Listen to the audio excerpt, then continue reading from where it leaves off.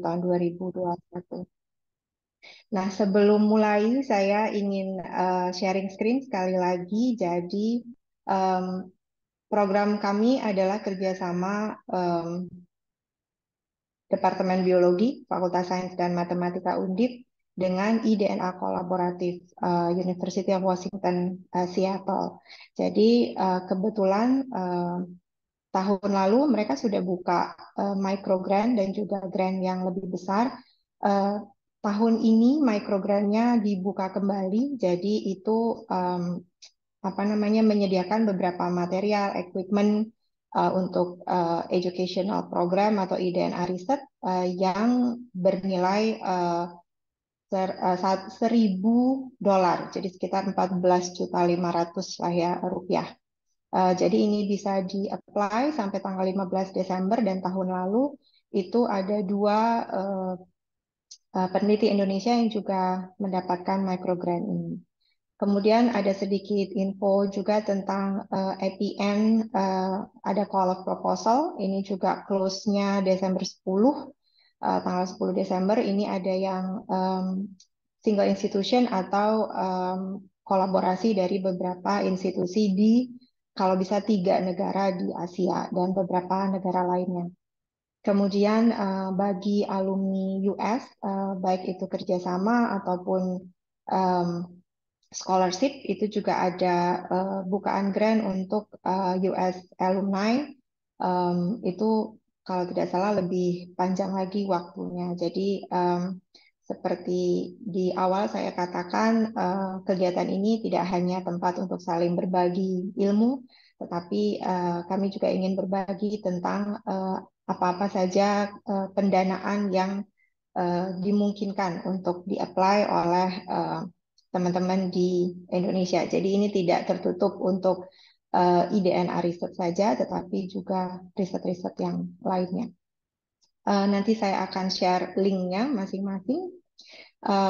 Untuk itu saya buka kembali. Terima kasih banyak untuk kehadirannya bagi Bapak Ibu teman-teman yang sudah menghadiri IDNA webinar 1 dan 2. Mungkin emailnya bisa dicek, jadi sertifikat sudah bisa dilihat di folder, kemudian juga bahan video, dan mudah-mudahan PPT dari pembicara juga sudah ada di folder. Baik, itu sedikit pembukaan dari saya. Saya kayaknya nggak perlu memperkenalkan diri lagi ya. Jadi saya Dita dari Biologi FSM Undip. Dan kita akan buka langsung aja ya, langsung talk. Jadi akan ada 2 pembicara, setiap pembicara akan talk sekitar 20 sampai maksimum banget 30 menit. Kemudian kita akan lakukan Q&A-nya di belakang. Jadi kita akan dengarkan dulu, baru kemudian Q&A. Oke, Bu Abigail, apa namanya, presentasi terlebih dahulu.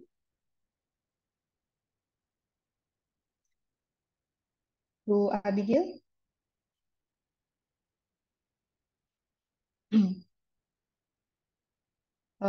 Oke, kalau Bu Abigail masih ada sedikit masalah, Eh, Ibu, Mas, nggih? saya tadi terpaksa ganti jaringan WiFi. Oh, Mudah-mudahan sudah oke, oke.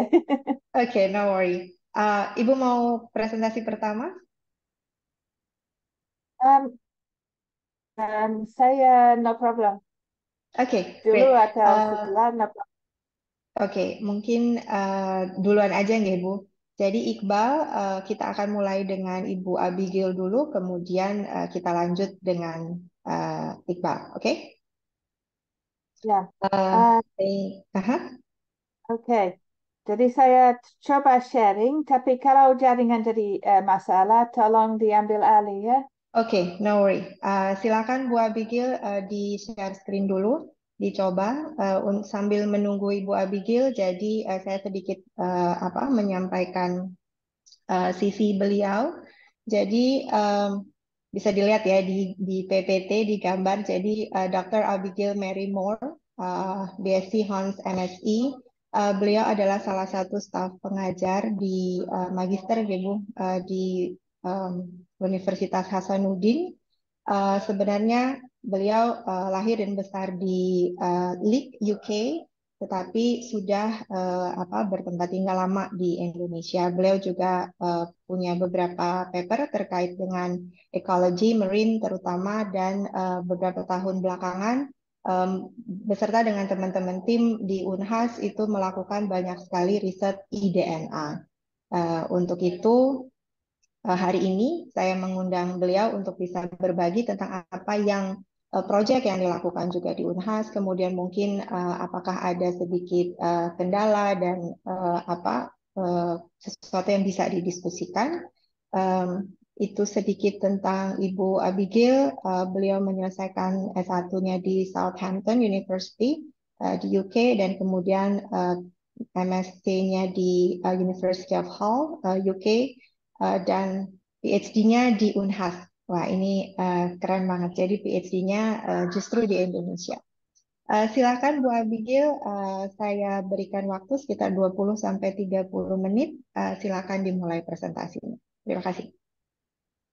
Terima kasih banyak Ibu Tita. Ya, saya tidak perlu lagi banyak kenalkan diri, kecuali saya tambah. Sebenarnya saya tidak besar di Leeds, tapi saya banyak besar di Prancis. Makanya sebenarnya saya punya pijak kaki di 3 negara. Tapi paling lama saya tinggal di Indonesia di antara semuanya. Khususnya di Sulawesi. Um, Untuk hari ini, saya akan sebenarnya bicara tentang satu pilot project yang kita lakukan. Ini sebenarnya kali pertama kita celup kaki dalam dunia eDNA. Ini terjadi di tahun 2018, waktu saya mahasiswa. Oleh karena itu, ketua tim kami itu saya punya promotor dan sekarang rektor Unhas, Prof. Jamaluddin Jampa.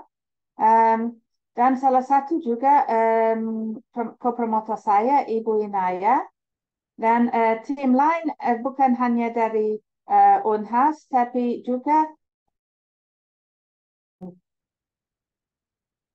secara yang masuk di situ, Pak Samuel Kendobe yang waktu itu ambil postdoc di Unhas. Jadi kita waktu itu satu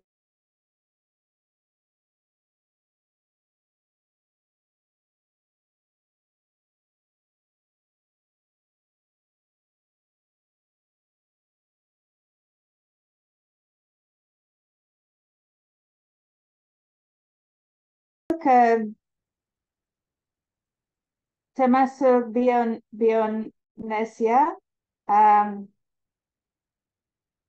yang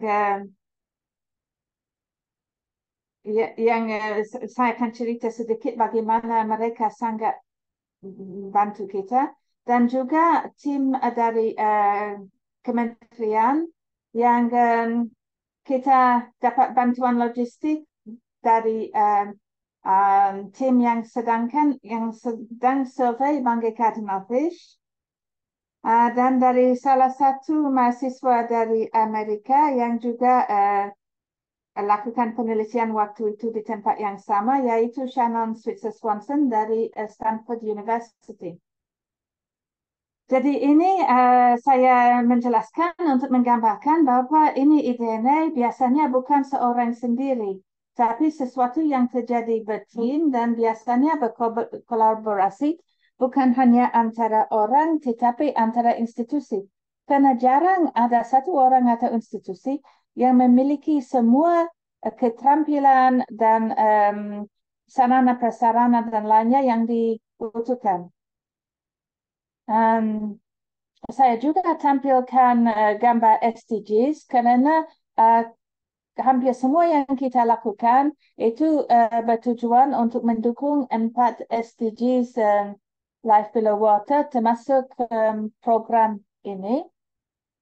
Dan saya juga tampilkan gambar itu MPA yang menjadi inspirasi untuk kita melakukan eDNA di situ. Kenapa saya tampil juga penyebaran bangkai cardinal fish? Karena ini sebenarnya menjadi salah satu pemicu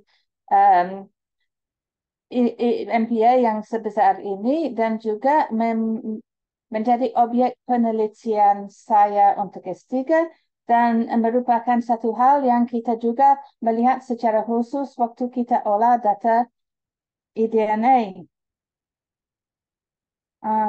Jadi kalau gambar ini nanti akan muncul di slide-slide berikut dan akan saya jelaskan maknanya lebih banyak kemudian. Oke, jadi sebagai latar belakang, ada kawasan konservasi di Kepulauan Banggai. Sebenarnya, sebelumnya ada dua kawasan konservasi di situ yang sama dengan banyak kawasan konservasi lain, gugur otomatis waktu ada Undang-Undang 23 2014. Pada proses pembentukan kawasan konservasi baru, terjadi beberapa hal, termasuk di antara proses zonasi, proses mencari aspek biodiversitas dan selainnya. Ya. Pada proses itu kita jadi sadar bahwa sebenarnya data biodiversitas yang ada untuk ke kawasan ini sebenarnya terutama dari survei Marine Lab yang dilakukan tahun 98 oleh tim Conservation International yang termasuk ahli ikthyologi Gerald Allen. Kenapa sampai kita melihat peluang eDNA ini sebenarnya kembali kepada slide pertama di mana dilihat gambarnya Prof. Paul Barber itu. Kebetulan beliau datang ke Universitas Hasanuddin dan memberikan kuliah umum dan juga diskusi dalam rangka program World Class University waktu itu, ya. Dan kita sebenarnya sangat tertarik dengan apa yang dia cerita tentang peluang melakukan eDNA. Nah, dengan adanya peluang itu, beliau bilang waktu itu bahwa kalau kita bisa dapat berapa sampel, dia bisa menjadi kolaborator untuk mengolah itu di tempatnya. Jadi kita mengangkat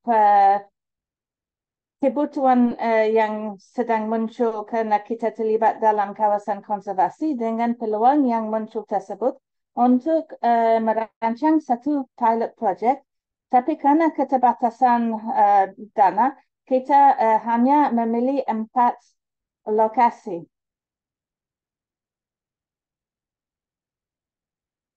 Pendanaan yang kita dapat dari hibah KLN, Kerjasama Luar Negeri, dengan kontribusi in-kind dari Mitra UCLA. Itu termasuk bahan dan alat sampling, dan PCR sampai sequencing, dan olahan pipeline anak kapal. Mungkin tentang itu sedikit lebih nanti, ya. Dukungan yang sangat berharga dari tim di BNS, ya, termasuk pelatihan sampling. Kita pergi ke Bali dan ikut belajar 2 orang dari tim, saya dengan Ibu Widya. Kita pergi belajar tentang bagaimana lakukan sampling. Dan juga kita dapat alat dan bahan melalui kiriman ke situ. Dan di situ setelah sampling kita juga melakukan ekstraksi dari sampling. Jadi di sini di sebelah kiri bisa lihat kit yang kita menggunakan. Ini 2 dari tim yang sedang mengambil sampel. Ini adalah proses ekstraksi di Bali yang menggunakan alat luar biasa yang dirancang khususnya oleh Pak Andre di situ, sehingga bisa akali untuk menggunakan ini Sterivex yang menjadi bagian dari protokolnya UCLA. Dan ini di sebelah kanan adalah saya waktu di UCLA untuk ikut melakukan di bawah pengawasan dan bantuan banyak dari Zach Gold melakukan proses PCR, bead cleaning, dan pooling. Kalau setelah itu sebenarnya dilanjutkan oleh teknisi di situ. Jadi yang desain kita punya 3 sampel per lokasi. Dan kita karena dibilang itu pengawet yang dipakai harus tetap dingin, kita merancang bagaimana bisa ada cold chain yang terjaga sepanjang proses, kecuali pada saat filtrasi. Pada saat filtrasi memang kita tidak bisa mendingin. Jadi waktu kita ambil sampel, langsung kita kasih masuk di cool box yang ada es batu dan atau thermofreezer, yaitu semacam gel yang kalau kering dia ringan, tapi kalau direndam dia menjadi sesuatu yang menjadi es, tapi dia tidak meleleh. Jadi ini thermofreezer kita pakai juga dulu nanti untuk logistik di pesawat. Waktu pesawat dari lapangan ke Makassar, dari Makassar ke Bali, Bali ke Makassar, Makassar sampai ke Los Angeles. Ya. Di antara itu digunakan fridge dan freezer, terutama freezer, untuk mengawetkan sampel. Kalau sudah tiba di lab, kita dengan hasil ekstraksi, kita menggunakan 2 set primer, 3 sebenarnya, tapi yang MyFish ada 2 jenis, jadi 3. Jadi ini untuk setiap sampel kita melakukan minimal 9 PCR, jadi itu 3 kali ulangan untuk setiap primer, ya. Dan diverifikasi di elektroforis dan diulangi sampai sudah ada terlihat bannya yang bagus. Setelah itu pooling dan bead cleaning. Nah, kenapa 4 lokasi tadi dipilih? Ini sebenarnya karena punya sifat yang sedikit berbeda. 3 adalah habitat bangkai cardinal fish, ikan endemik yang saya cerita secara sepintas tadi. Dan 1 yang tidak. Jadi kita pikir kalau memang kita tidak dapat bangkai cardinal fish di situ, itu akan menjadi salah satu hal yang akan lebih meyakinkan kita tentang semua proses ini. Dan kalau kita dapat di tempat yang kita tahu dia berada. Ini juga, walaupun semuanya di tempat dangkal, ini di habitatnya bangkai cardinal fish memang untuk kisaran kedalaman, kisaran sama sekalipun di lokasi yang tidak ada bangkai cardinal fish. Itu ada sedikit berbeda dari aspek keterbukaan kepada cuaca, dari aspek penutupan substrat dan sebagainya, sehingga mewakili berbagai habitat yang ada di sekitar Pulau Banggai dan sekitarnya. Nah, seperti saya bilang tadi, proses teknis selanjutnya oleh teknisi UCLA dengan kontrol negatif dan positif. Yang positif menggunakan bering raja binoculata, ikan pari dari Amerika, yang memang muncul dengan betul dan juga muncul sedikit dalam 1 sampel, sehingga kita lihat ada kontaminasi walaupun hanya sedikit dan pada 1 sampel.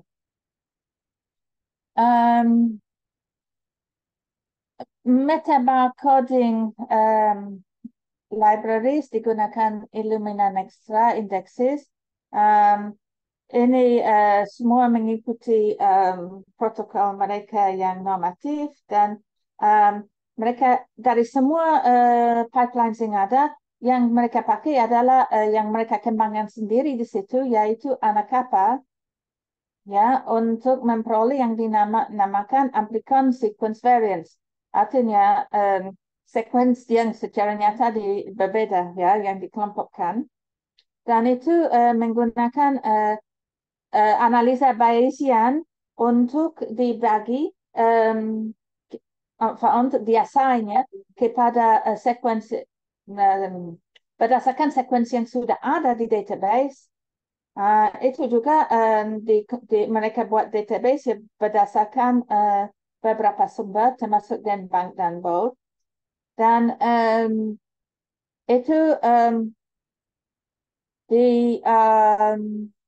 dilakukan pada beberapa tingkat based in confidence, artinya berapa tingkat kepercayaan. Ya.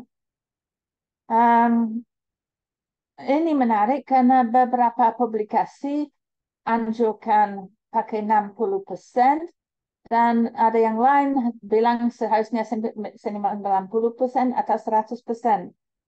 Nanti akan lihat bahwa kita sebenarnya coba lihat apa bedanya kalau kita ikuti arahan dari sumber-sumber tersebut. Nah, untuk yang ikan itu berhasil no problem kecuali satu sampel yang gagal. Tetapi untuk CO1, untuk yang barcode yang paling normatif dan yang bisa banyak taksa dari termasuk vertebrat dan lainnya, itu tidak ada hasil yang bisa dipakai. Itu mungkin karena waktu itu lautnya subur banget akibat musim, cuaca dan sebagainya. Itu kebanjiran fitoplankton dari sejumlah kecil spesies. Jadi itu sampai sekarang tidak ada kita bisa olah lanjut untuk memperoleh hasil yang bermakna. Nah, seperti saya bilang, semuanya kita cek di elektroforesis, tapi meskipun begitu, satu tidak ada reads-nya. Ya, jadi ini menunjukkan betul-betul bahwa tidak cukup ambil satu sampel. Dan nanti akan lihat di bawah bahwa 3 sampel malah kita angkat mungkin tidak cukup. Kita juga membandingkan data yang kita dapat dengan survei oleh Gerald Allen pada 98. Hanya yang Gerald Allen punya karena hanya ikan. Kalau di survei tersebut ada taksa lain, tapi kan kita tidak dapat itu. Jadi yang sampai sekarang kita sudah analisa, kita sudah lakukan analisa umum terhadap keanekaragaman ikan betulan keras dan secara umum dan analisa 4 kelompok ikan. Elasmobranch artinya hiunan pari, Apagonidae, Gobiiform, dan Bleniform. Jadi ini adalah contoh dari slide pertama dari presentasi yang kita sudah lakukan untuk sosialisasi kelima analisa tersebut. Ya. Yang sudah published yang ikan hiunan pari, yang sedang dalam proses ini. Yang ini lagi sebenarnya sudah disubmit dulu, tetapi seluruh publikasi dari tempat kita submit tidak diterima oleh publisher, termasuk kita yang ikut reject. Jadi sampai sekarang kita belum sempat olah ulang untuk publish. Ini juga pekerjaan yang membutuhkan waktu. Jadi gampang sekali sebenarnya kita dapat data dan buat PowerPoint, tapi membuat publikasi itu hal lain ya.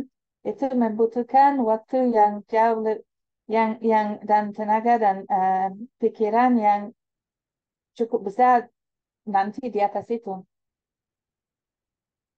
Jadi untuk apa yang kita peroleh untuk diversitasikan, saya hanya tampilkan yang pada tingkat ordo karena terlalu besar dan ramai kalau kita lihat pada tingkat lebih rendah. Ya, biodiversitasnya tinggi, ada perbedaan antara lokasi dan dalam setiap sampel. Biar di tingkat ordo pun itu berbeda, apalagi kalau di tingkat lebih bawah. Bisa dilihat di sini perbedaan antara 60% dengan 100% Bayesian confidence level. Jumlah ISP beda. Jumlah order sebenarnya tidak jauh beda. Family sama. Tapi kalau nah, kenapa ini bisa? Itu itu lain cerita, ya. Ini sepertinya ada berkaitan dengan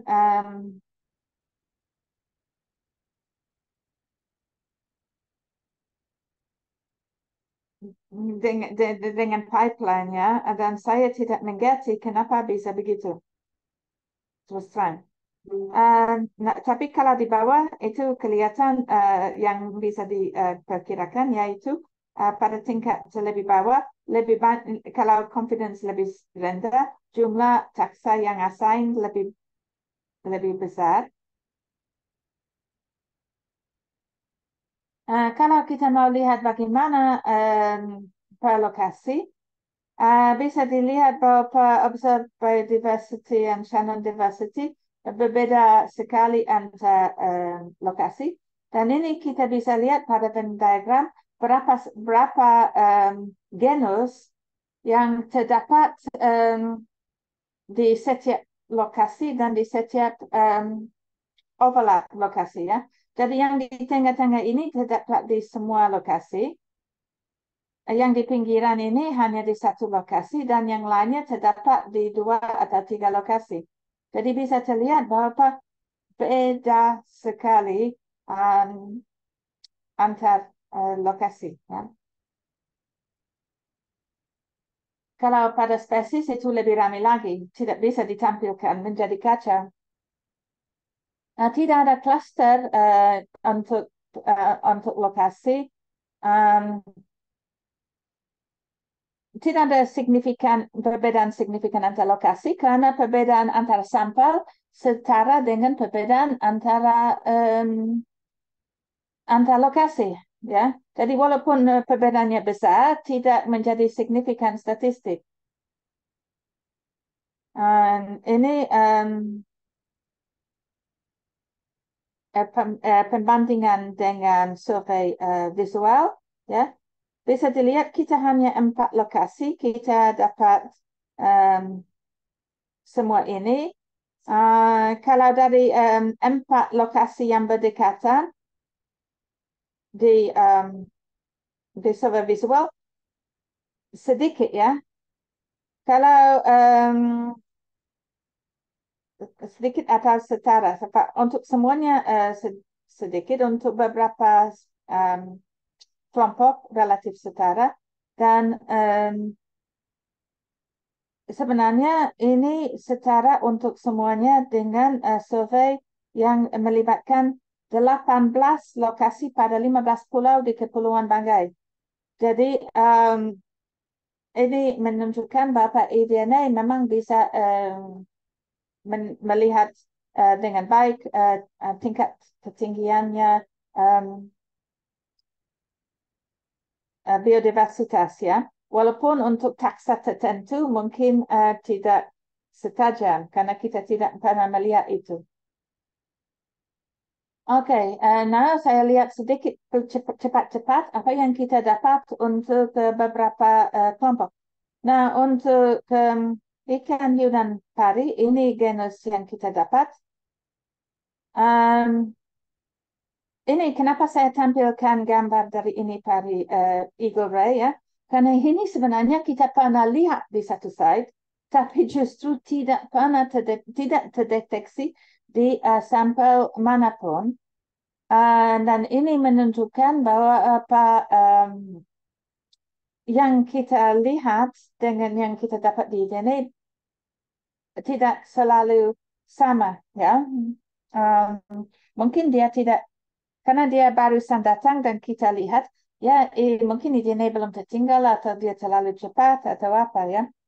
Tapi dari hasil yang kita olah, ini semua spesies yang kita dapat dengan status IUCN-nya. Ini analisa filogenik yang kita lakukan, yang menunjukkan betul bahwa apa untuk Capharinus marker ini tidak bagus untuk mencari spesies. Untuk genus bagus sekali, tapi untuk spesies dapat diragukan. Dan ini gambar-gambar dari berapa yang kita dapat. Jumlah spesies jauh lebih besar daripada survei visual, tapi sebagian spesies yang kita lihat di pasar ikan tidak terdeteksi. Dan waktu kita lihat apa yang kita dapat, kita menduga mungkin ada nursery ground di perairan dangkal atau pesisir Pulau Banggai. Oke, untuk apoconida ikan cardinal fish, yang paling atas di situ itu ikan saya, ikan bangkai cardinal fish, yang memang ikan endemik, karena itu yang kanan itu jantan yang menyerami, dia lepas rekrut yang seperti yang ke kiri, dan karena mereka langsung mencari perlindungan dari pemangsaan, termasuk kanibalisme, dia tidak menyebar jauh. Makanya dia tinggal endemik dan malah punya sifat genetik yang berbeda antar lokasi di dalam kepulauan Banggai. Nah, alhamdulillah ini yang kita deteksi Pteropogon caldani itu pada lokasi yang kita tahu habitatnya dan sebaliknya tidak dideteksi pada yang kita tahu bukan habitatnya. Satu genus yang sepertinya ada banyak gaps dalam Bacco database adalah Ostrorhynchus dan biodiversitas Apogonidae tinggi, lebih tinggi daripada yang kita bisa lihat biasa di setiap lokasi. Untuk Gobi Worms, banyak sekali yang tidak assigned pada genus atau spesies, tapi dengan kepercayaan sangat tinggi terassign kepada family atau order, ya. Nah, ini memang ikan yang cenderung kriptik, sangat mirip dan sebagainya. Jadi, ya, kayaknya ini perlu banyak fokus untuk riset taksonomi terpadu dengan barcoding maupun spesimen, voucher spesimen untuk melengkapi gaps-gaps yang ada untuk family ini. Kita dapat dua family, Gobiidae dengan Elatridae. Elatridae itu spesies Amphidromus. Jadi ini menunjukkan bahwa sebenarnya kita perlu melihat bukan hanya di laut, tapi juga di air tawar untuk mencari dewasanya. Dan jumlah reeds tertinggi itu Van der Hostia ornatissima yang ada di gambar di bawah. Sekali lagi, bisa dilihat bahwa perbedaan antara hasil dengan basin confidence yang berbeda itu cukup besar.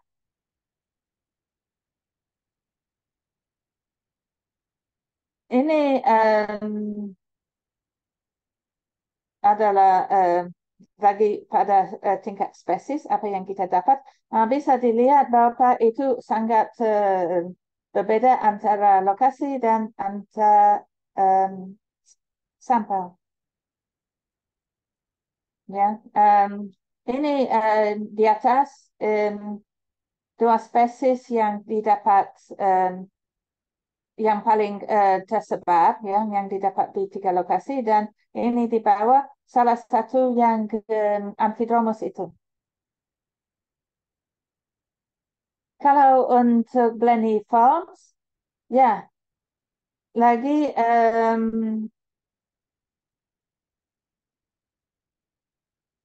kita dapat banyak sekali perbedaan tergantung dari basin confidence level yang kita pakai. Dan arah perubahan tidak sama pada semua tingkat, ya.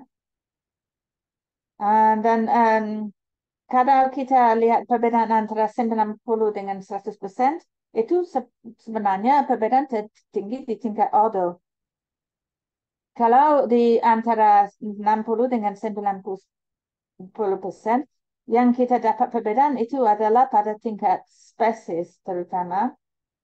Dan banyak ASVs dengan sejumlah besar reads, high confidence pada tingkat family atau genus, tapi tidak ada spesies yang mirip. Saya ambil dia punya sequence ASV, saya kasih masuk di database, saya cari sendiri. Memang betul-betul tidak ada apapun yang mirip. Tapi tetap dia selalu resolve di dalam family atau genus yang sama dengan yang di anak kapal ya. Jadi kiranya ini juga menunjukkan bahwa sekuens referensi belum ada di 12 di database untuk banyak spesies dari kelompok ini. Ini yang kita dapat. Nah, dibanding dengan visual survey, kita dapat lebih banyak spesies per lokasi dan tapi relatif sama untuk Pulau Banggai secara keseluruhannya, tapi lebih banyak per site. Ada juga beberapa spesies yang hanya didapat di DNA atau hanya didapat di visual. Dan ini mungkin karena beda lokasi, walaupun di sekitar pulau yang sama, lokasinya berbeda. Karena kita lihat tadi bahwa tidak ada banyak kemiripan antara lokasi. Jadi kalau lokasi berbeda, wajah spesiesnya berbeda.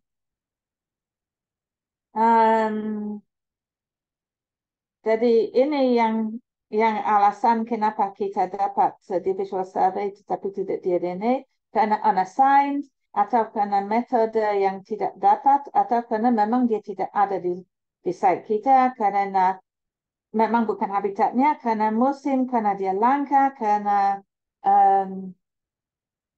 arus atau karena memang yang kita kebetulan ambil. Oke, mungkin habitatnya secara umum, tapi tidak dekat dengan habitat mikrohabitatnya. Mengingat bahwa dia tinggal di tempat ya, bukan ikan yang cenderung bergerak banyak dan juga kecil dan dekat dengan dasar. Bisa jadi juga kalau saya bilang metode tadi, di mana dia? Mungkin salah satu karena kita ambil di air. Mungkin karena dia ikan dasar seperti itu, mungkin kalau kita ambil sampel sedimen atau apa, mungkin akan juga dapat lebih banyak. Kalau heat maps, dia sama, dia mirip untuk semua. Tidak ada banyak perbedaan antara 60 sampai 10% confidence. Dan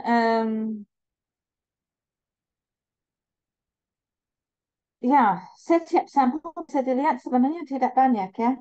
Tapi kalau dikumpul sampel per lokasi, ini betul-betul menunjukkan bahwa kita butuh lebih dari satu sampel dan bahwa lokasi tidak redundant.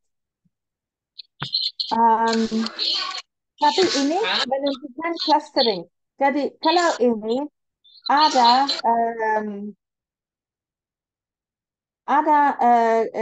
perbedaan antar lokasi yang signifikan, ya. Beda dengan semua kelompok lain, ini ada. Tapi Lokotoi dan Monsongan tersebar di semua clade untuk kemiripan komposisi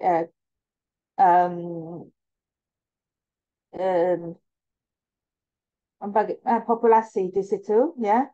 Jadi komunitas di situ relatif. Jadi intinya pada dasar kita butuh lebih dari satu sampel ya. Ini Venn diagram untuk overlap antara genera dengan spesies, tapi hanya untuk kelompok ini dan juga untuk kelompok ini antara eDNA dengan survei visual. Jadi bisa dilihat bahwa apa itu pada tingkat genus banyak yang sama, tapi pada tingkat spesies sedikit yang sama. Ya. Jadi kesimpulan dari kita punya pilot project, sebenarnya pengambilan sampel itu tidak sulit.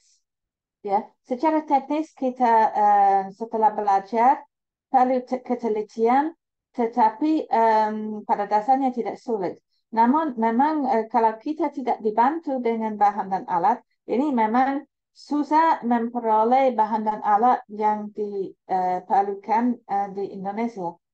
Dan memang diperlukan perancangan matang, bukan hanya tentang desain penelitian itu sendiri, tapi untuk semua logistik, termasuk cold chain dan lain-lain, sampai ke lokasi, dari lokasi ke lab, antar lab, dan sebagainya. Dan memang butuh kolaborasi yang baik. Data yang diperoleh sangat banyak dan dapat diolah dengan berbagai cara untuk beberapa kepentingan. Misalnya ini kita bisa dapat gambaran umum dari biodiversitas atau kita bisa lihat ke taxa tertentu. Dan kalau orang lain hanya ada yang mau lihat memang ada tidak spesies tertentu.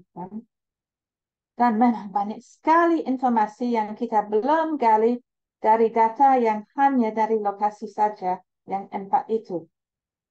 3 sampel per lokasi dinilai masih belum optimal. Dan memang resiko kegagalan terbukti, ya. Walaupun semua kelihatan bagus sepanjang proses, sampai di akhir tidak ada di salah satu. Dan kalau accumulation curve-nya sebenarnya masih belum mendekati asymptot, ya. Jadi memang betul-betul mungkin perlu di situ yang biodiversitas tinggi, mungkin 4 atau 5 sampel akan lebih baik. Nah, kalau kita bandingkan dengan data survei 98 dan pikir bagaimana mereka punya logistik dan biaya, walaupun tidak gampang ini dari aspek itu, bisa dibilang bahwa PIDNA bisa sangat efisien dari aspek waktu di lapangan dan biaya logistik. Namun, kalau kita survei visual, hasilnya cepat ada, cepat keluar, ya. Ini olahan sampel dan data lebih lama, ya. Dan keduanya membutuhkan keahlian, tapi keahlian yang beda. Nah, di satu keahlian taksonomi, di satu keahlian bioinformatika. Dan juga pengertian tentang taksonomi sehingga tidak dan ketelitian dengan literatur supaya kita tidak mentah-mentah terima saja apa yang keluar dari pipeline. Misalnya kita dapat spesies yang tidak masuk di akal sama sekali, itu bisa jadi minimal 3 hal, kan? Bisa jadi kontaminasi, bisa jadi spesies invasif, ya. Bisa jadi sebenarnya itu hanya chimera, itu sesuatu yang kebetulan terbuat dari dari sistem, ya. Atau sebenarnya itu bisa misidentification karena dia yang kita dapat di assign itu takson yang sebenarnya dekat dengan yang takson sebenarnya, dan bahkan mungkin tidak bisa dibedakan atau sulit dibedakan di molekular marker kita gunakan, ataupun kita punya belum ada di database. Jadi di-assign kepada yang terdekat, ya. Dan masalah bahwa ini terbatas pada ikan, kita belum tahu bagaimana mungkin ada cara untuk optimalkan CO1 atau marker lain yang lebih efektif untuk taksa selanjutnya. Tapi untuk sementara mungkin itu saja dari saya tentang pilot project itu. Dan saya mau informasikan bahwa kita sedang mahasiswa saya. Sekarang saya membimbing mahasiswa, ya. Saya lakukan ini sebagai mahasiswanya Prof. JJ, ya. Sekarang mahasiswa saya yang susun proposal untuk IDNA pada akhir tahun. Jadi ini bagus, ya. Satu ke satu selalu ada kita turun kepada generasi peneliti berikut. Dan dengan demikian, thank you very much. Terima kasih. Dan saya kembali ke Ibu Dita selaku moderator. Terima kasih Bu Abigail. Oke, terima kasih banyak. Jadi ini ada banyak sekali informasi yang bisa kita dapat dan saya senang dengan kalimat penutupnya Bu Abigail. Kalau dulu Bu Abigail yang jadi mahasiswa, sekarang sudah punya mahasiswa yang melanjutkan pekerjaannya. Dan mungkin Bu Abigail beberapa yang pertama, yang kedua kalau nggak salah itu memang juga melakukan di freshwater juga. Jadi kami menunggu hasilnya. Dan sekali lagi buat teman-teman yang lain, tadi kita share beberapa kemungkinan grant yang juga mungkin bisa membantu Bapak Ibu ataupun mahasiswanya. Baik, terima kasih Bu Abigail untuk presentasinya. Kita akan lanjut ke presenter kedua dulu. Bapak Ibu, teman-teman yang ingin bertanya, silahkan di-save dulu pertanyaannya atau disimpan di chat, jadi kami nanti akan bahas di belakang. Baik, Iqbal Fani, saya persilakan untuk share screen dulu sambil saya bacakan sedikit CV dari Iqbal. Saya bukan bacakan ya. Jadi saya kenal Iqbal udah lama banget, nggak banget sih, tapi lama. Iqbal adalah yang saat ini running Oceanogen setelah ditinggal almarhum Bang Hawis. Jadi mungkin Iqbal juga banyak sekali menulis paper tentang IDNA, jadi tidak hanya melakukan risetnya Iqbal sendiri, tentunya juga melakukan analisis data dan juga lab work. Jadi Bapak Ibu, teman-teman yang ingin bertanya lebih teknis, mungkin nanti bisa dengan Iqbal dan atau mungkin bertanya tentang apa sih sebenarnya yang terjadi ketika kita mengirimkan sampel atau lab work-nya itu seperti apa. Oke, untuk itu saya persilahkan Iqbal, kita langsung aja ya, Bang. Silahkan presentasinya bisa dimulai. Thank you. Baik, terima kasih Bu Dita. Suara saya kedengaran ya? Kedengeran, Bang? Oke, assalamualaikum warahmatullahi wabarakatuh. Selamat pagi menjelang siang Bapak Ibu semua. Salam dari Bogor. Perkenalkan saya Iqbal dari Ocean Ocean. Saat ini saya bekerja di Ocean Ocean dan banyak mengerjakan terkait genetik, DNA seperti itu, baik dari kegiatan sampling, analisis lab, sampai analisis bioinformatik dan juga reporting.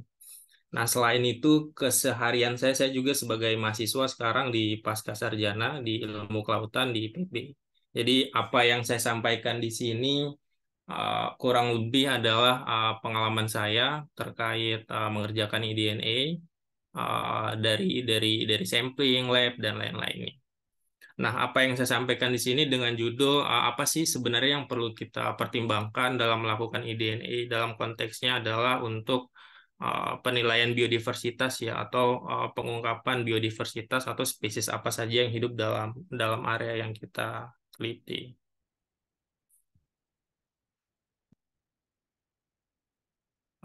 Mungkin sedikit cerita terkait Oceanogen. Jadi Oceanogen ini sebenarnya didirikan oleh almarhum Prof. Hawis Madupa. Mungkin Bapak Ibu ada yang kenal. Jadi kita berdiri di akhir tahun 2019, itu di bulan Desember. Sejauh ini report kita di tahun 2022. Yang tahun 2023-nya belum diupdate, mungkin di tahun depan kalau ada webinar lagi bisa diupdate. Nah, kita sudah melakukan analisis eDNA itu dengan total 460 sampel dianalisis di lab. Jadi kebetulan di lab kita punya NGS yang low specification ya, yang ISIC Illumina. Terus di tahun 2022 juga kita ikut sertakan sebanyak 7 mahasiswa ya. Kebanyakan memang dari IPB itu ikut turun lapang sampling, terus magang di lab untuk analisis labnya juga. Kita turut mempublikasikan juga jurnal ilmiah, artikel ilmiah seperti itu, 23 artikel di tahun 2022. So far di tahun 2022 untuk IDNA Project itu kita punya total 30 IDNA Project ya. Tapi perlu diketahui juga sebenarnya di Oceanogen ini kita tidak hanya mengerjakan IDNA ya, tapi kita fokusnya di monitoring habitat dan biodiversitas. Untuk habitat yang banyak kita kerjakan itu untuk mangrove dan terumbu karang. Kalau mangrove kita biasa pakai drone. Kalau terumbu karang itu diver based monitoring ya. Jadi kita biasa menyelam terus menilai suatu habitat apakah dalam kondisi yang baik atau tidak. Nah, kita juga biasa melakukan single species identification itu terkait dengan DNA barcoding, terus population genetics juga. Nah, berikut sampling sites untuk oceanogen di tahun 2022. Jadi kita punya banyak sampel sebenarnya yang sudah dikerjakan dari Sumatera sampai di Papua. Di tahun 2023 ini untuk sampel ini ada beberapa update ya, terutama di Sumatera dan Banten. Ini kita banyak mengerjakan proyek di Sumatera dan Banten. Nah, dari sampel yang kita koleksi itu cukup diverse sebenarnya dari berbagai ekosistem atau habitat, baik dari habitat hutan. Nah, dari yang hutan ini biasa kita koleksi sampelnya berupa sedimen dan juga air ya, kalau misalkan ada sampel air di sana. Terus dari danau atau water pond itu kita juga sering lakukan, dari sungai, seagrass, coral reef, sama mangrove. Jadi sebenarnya kita banyak melakukan di basisnya di coastal sama marine ya, karena background saya dan almarhum Pak Hawis kita di ilmu kelautan, jadi lebih lebih condong di ranah kelautan seperti itu. Nah, terkait apa yang sudah kita kerjakan di lab, sebenarnya untuk IDENA sendiri ini masih banyak pertanyaan yang perlu diklarifikasi ya, seperti itu, atau pertanyaan umum yang biasa kalau orang baru mengerjakan IDNA itu banyak banyak bertanya lah kenapa bisa begini dan begitu. Mungkin buat teman-teman yang baru tune in ya terkait IDNA, saya jelaskan sedikit terkait environmental DNA. Jadi IDNA ini sebenarnya merupakan tools ya, tools yang digunakan untuk monitoring biodiversitas. Nah, dalam hal ini yang kita objek yang digunakan diteliti itu adalah sampel lingkungan. Jadi dengan basis teori kalau misalkan suatu organisme itu hidup di habitat tertentu, itu dia mengeluarkan materi genetik lah di habitat tertentu itu. Nah, dari habitat itu kita ambil sampel lingkungannya, terus kita analisis lebih lanjut, kita bisa tahu tuh dari sampel itu sebenarnya organisme apa saja yang hidup pada habitat tertentu.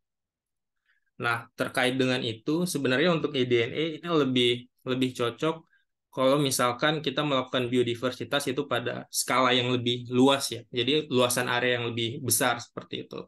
Karena kita tahu sendiri ini basisnya genetik. Kalau misalkan kita menggunakan eDNA tapi pada skala yang cukup kecil atau mungkin cuma satu titik sampel atau sampling site seperti itu mungkin akan lebih mahal kalau misalkan kita lakukan dengan tradisional seperti itu. Jadi mungkin lebih visible kalau kita lakukan dengan tradisional, terus lebih murah dibandingkan dengan eDNA, mungkin jatuhnya lebih mahal kalau cuma satu sampel untuk melihat satu titik lokasi. Nah, jadi itu yang pertama untuk eDNA, berdasarkan pengalaman kita itu lebih cocok sebenarnya untuk cakupan area, untuk lihat biodiversitas apa saja yang ada di area tersebut. Nah, terkait dengan itu, selanjutnya muncul pertanyaan tuh biasanya. Berapa sih sampel yang kita butuhkan untuk analisis eDNA? Tadi juga sudah disinggung sama Bu Abigail terkait pilot projectnya, kemungkinan mungkin kurang sampel ya, atau replicates per area atau per lokasi seperti itu. Nah, karena kita tahu eDNA ini sebenarnya powerful dengan pendekatan genetiknya, sebenarnya kalau misalkan kita lakukan eDNA dengan jumlah sampel yang kurang, itu tetap akan menghasilkan kemungkinan besar underestimate untuk biodiversitasnya. Nanti saya akan perlihatkan di slide-slide berikutnya kenapa demikian. Nah, terutama untuk daerah yang populasinya rendah ya, katakanlah di satu danau seperti itu, terus ikannya sedikit. Kalau misalkan kita cuma ambil satu sampel yang kita anggap itu mewakili satu danau, itu kemungkinan bisa jadi kita nggak dapat materi genetik di sana. Terus kalau misalkan kita dapat hasil ikannya mungkin underestimate ya secara total spesiesnya. Nah, sedangkan untuk spesies yang populasinya banyak di habitat yang banyak, untuk sampel itu mungkin nggak terlalu butuh banyak ya, karena chance untuk dapat materi genetik kan berarti kemungkinan banyak, karena dia banyak individual dalam satu lokasi terus spesiesnya banyak.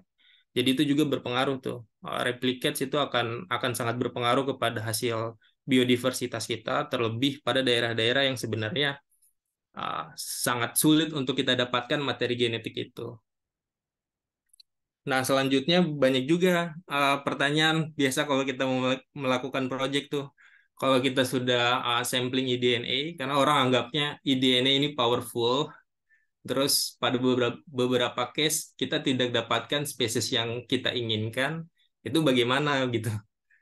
Kalau di kita eh, banyak itu saya menganggap mungkin beberapa orang mungkin agak miskonsepsi ya terkait di DNA. Mungkin kita menganggap kalau misalkan kita ingin monitoring spesies tertentu dengan eDNA kita pasti dapat tuh spesies tertentu itu. Padahal sebenarnya tidak demikian. Kita menggunakan eDNA itu meningkatkan chance kita untuk mendapatkan spesies tertentu. Pada saat kita tidak dapatkan spesies yang kita inginkan itu sebenarnya hal-hal yang wajar saja sebenarnya. Dan untuk justifikasinya itu ada beberapa hal mungkin di sini. Yang pertama, untuk sampel kita mungkin kita tidak gunakan primer yang tepat untuk target taksa kita. Katakanlah kita mau cari ikan tertentu, tapi pas kita mau melakukan eDNA kita berharap karena ini powerful, kita mau pakai primer yang universal itu kita akan dapat spesies yang kita inginkan.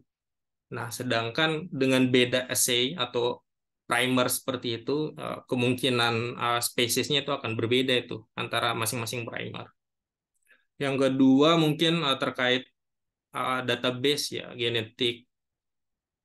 Karena ini basisnya barcoding, sebenarnya meta barcoding, jadi materi genetik dalam bentuk sequence itu kita bandingkan dengan database, terus kita lihat dia teridentifikasi seperti apa. Artinya ini sangat apa bertumpu pada database sebenarnya. Kalau kita tidak punya database yang mumpuni, itu akan sangat memungkinkan data yang kita dapatkan mungkin tetap under value untuk biodiversitasnya karena tidak banyak yang teridentifikasi baik sebagai genus atau mungkin spesies. Terakhir, saya coba cek database itu iseng-iseng, mungkin terkait MyFish ya, Primer 12S, itu di Mitofish, saya coba lihat tuh untuk spesies-spesies ikan pari yang dilindungi saat ini oleh regulasi dari KKP, itu ternyata tidak ada tuh di database Mitofish atau MyFish 12S. Artinya kalau kita mau pakai eDNA untuk elasmobranch yang seperti itu, targetnya dilindungi, kita mau pakai primer MyFish, itu tidak akan bisa teridentifikasi itu spesiesnya apa, karena di database-nya tidak ada.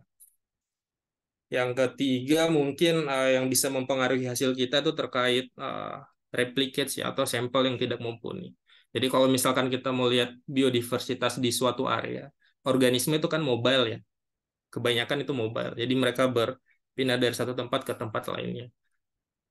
Dalam satu area itu untuk replicatesnya itu mungkin baiknya 3 replicates ya dalam satu area. Tapi sebenarnya untuk menentukan replicates itu perlu studi lebih lanjut. Mungkin kita lihat rarefaction-nya, terus kita lihat sebenarnya sampel yang mumpuni untuk analisis DNA di lokasi tersebut itu berapa, seperti itu. Nah, ada juga info yang saya tahu untuk beberapa lab di luar sana yang kasih service eDNA, itu mereka ngasih gold standar untuk eDNA di satu area, itu gold standarnya itu 6 sampel. Jadi mungkin itu juga bisa jadi acuan. Kalau kita mau berbicara satu area, yang representatif sampel dalam area tersebut, misalkan kita pakai starting point-nya 6 sampel, seperti itu.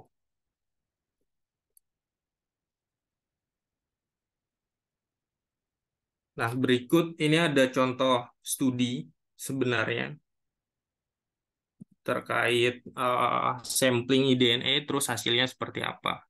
Nah, dari studi ini ada dua spesies sebenarnya yang ingin dicari. Ini ada 2 non-native species ya, yang dicurigai ada dalam tiga danau.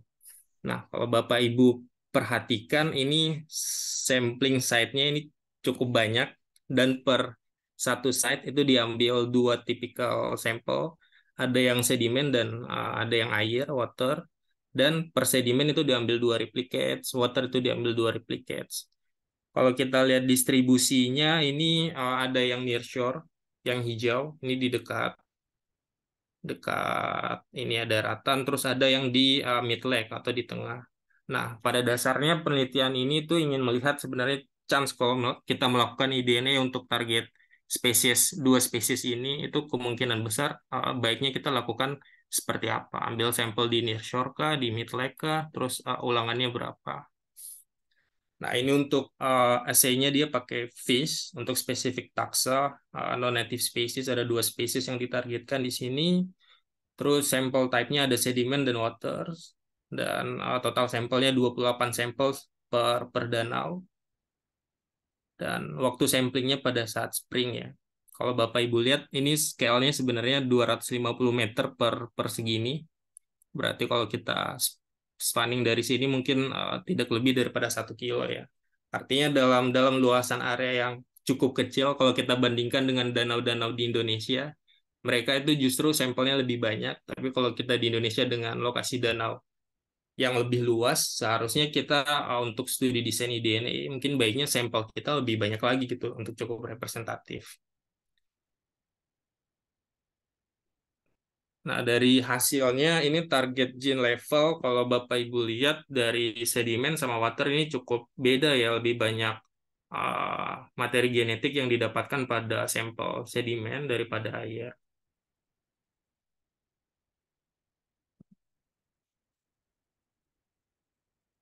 Nah, dari hasil itu kita lihat di sini ada heat map-nya untuk menampilkan positive detection-nya. Ini yang 0 berarti tidak terdeteksi ya spesiesnya. Ini ada spesies pertama, spesies kedua. Terus 1 ini berarti dalam satu sampel itu cuma ditemukan dalam 1 replicate atau 1 ulangan sampel. Kalau 2 ini ditemukan dalam dua replicates itu ditemukan spesies tersebut. Kalau kita lihat sebenarnya walaupun sampelnya replicatesnya 2, ternyata chance IDNA atau spesies itu ditemukan itu berbeda-beda ya. Artinya kalau misalkan kita pada beberapa case mungkin kita pakai replicatesnya cuma 1, bisa jadi sampel itu tidak spesies tersebut itu tidak ditemukan. Nah, ini kurang lebih memberikan kita gambaran bahwa sebenarnya untuk replicates itu sangat sangat penting kalau kita melakukan studi biodiversitas.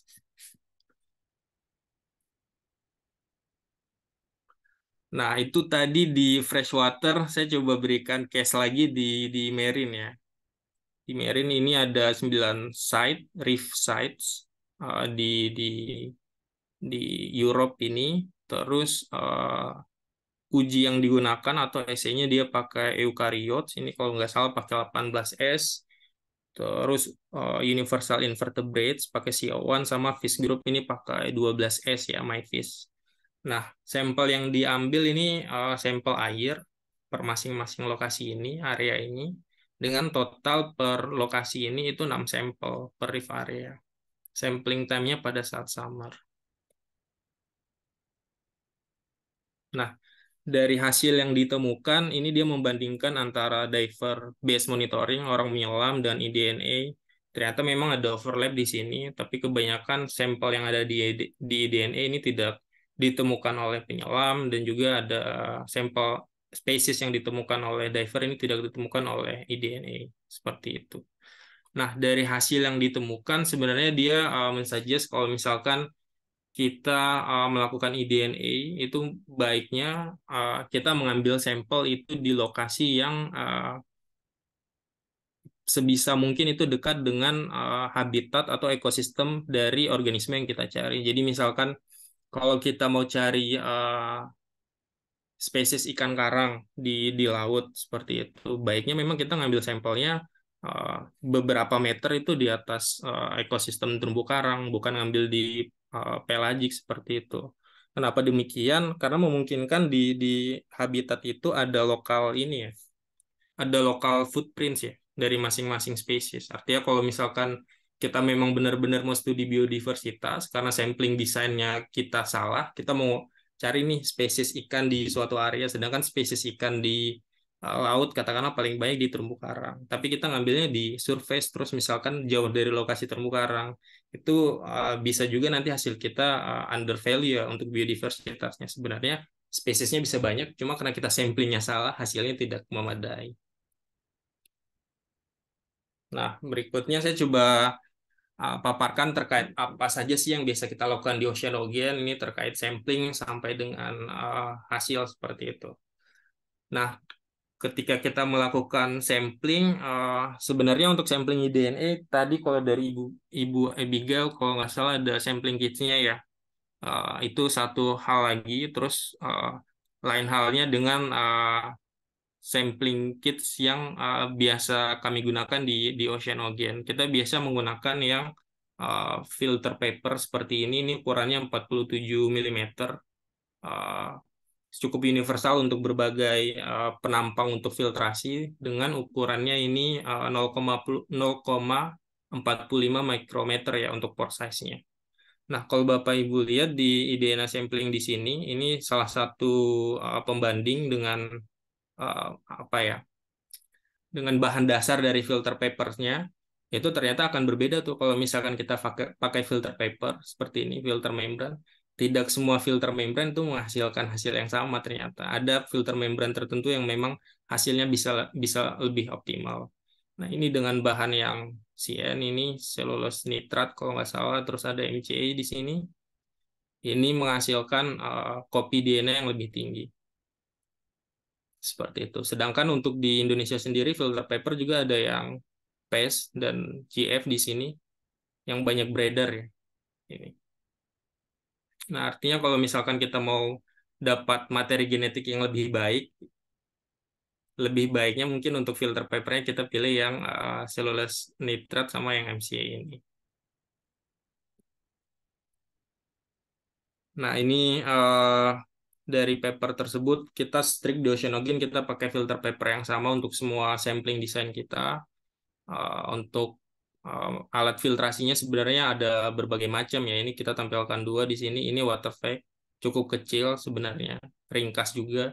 Jadi kalau misalkan mau bawa di tas pun untuk ke kuliah itu sebenarnya masih oke karena ukurannya kecil. Nah, selanjutnya ini ada multi channel ya untuk vacuum filtration. Di sini dia lebih makan banyak ruang sebenarnya kalau kita pakai ini, tapi lebih cukup efisien kalau kita punya sampel yang banyak itu bisa disaring dalam satu waktu yang sama. Hasilnya seperti ini. Ini dari sampel air laut di area terumbu karang. Terus dari filter paper ini biasanya kita potong jadi dua untuk satu jadi cadangan, terus kita masukin ke dalam cup yang berbeda. Nah, untuk preservasinya kita pakai DNA shell karena memang di pipeline untuk NGS itu memang disarankan itu untuk pakai DNA shell. Walaupun di studi DNA banyak juga yang tidak pakai preservation itu material, jadi mereka langsung masukin ke dalam freezer itu juga ada. Nah, ini ada studi untuk membandingkan antara filter paper pore size-nya. Hasilnya ternyata untuk DNA dengan konsentrasi yang lebih tinggi itu banyak ditemukan pada bahan yang MCA ini. Ini kalau nggak salah mix antara selulose nitrat dengan ada satu bahan lainnya lagi. Yang kita pakai biasanya yang 0,45 ini. Tapi yang dengan 0,45 ini karena pore size-nya lebih kecil mungkin dari yang 0,8 ya. Jadi hasil filtration time-nya tentunya lebih lama. Di sini sekitar 100 menit seperti itu. Tapi sebenarnya masih oke sih. Kalau kita lihat perbandingannya di sini